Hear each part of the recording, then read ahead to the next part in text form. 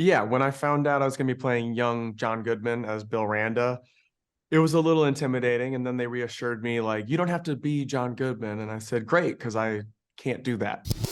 I am Jonathan Bloomberg, writing for Movie Scene in Sweden. Hello, Jonathan. Hey, what up? Hi, I'm doing great, especially now when I get to speak with the two of you, of course. I've been dying to see the end of this season because the episode has not been out for us either.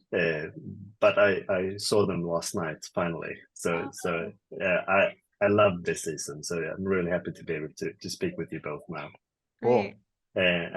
I wanted to start out by asking you, Anders, how it was to portray a character that we had actually seen before, John Goodman, and he's actually in this show a tiny bit as well. Yeah. So, did you get to speak with him at all, or how did you go about to do your portrayal of his earlier life? Yeah, when I found out I was going to be playing young John Goodman as Bill Randa, it was a little intimidating. And then they reassured me, like, you don't have to be John Goodman. And I said, great, because I can't do that. So I just did my thing, brought my energy, and had a great time being part of this.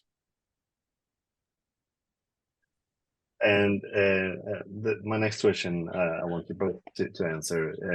And your two characters, the timeline that we get to follow is kind of it's set almost during like the war and stuff like that. So it's not where we get to spend time with the rest of this show.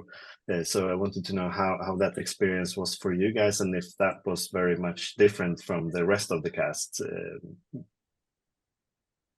The different from the modern timeline Yeah, experience. exactly. Yeah, I assume so. It's a very different world and different story, and we never cross paths, so we don't really know what their experience of it was. But for us, it was my first time doing something in the 1950s. I never thought I would get to do something in the 1950s in America, just as a Japanese person. So, when I Yeah. first read the script and, saw this character, it was just a dream come true in a way, because I don't think I ever could have come up with an idea to put a Japanese woman working with the US military in the 1950s when there was so much bad blood. I don't think it would have even occurred to me. So I'm really grateful to the writers who came up with this. And yeah, the research part of it was also really fascinating. So yeah, I really had a good time. Just to add on to what And Mari's talking about, like, it adds a yeah. whole level of subtext to everything, right? And everyone kind of goes into this relationship and this situation kind of charged with who they are, where they're from, what they represent.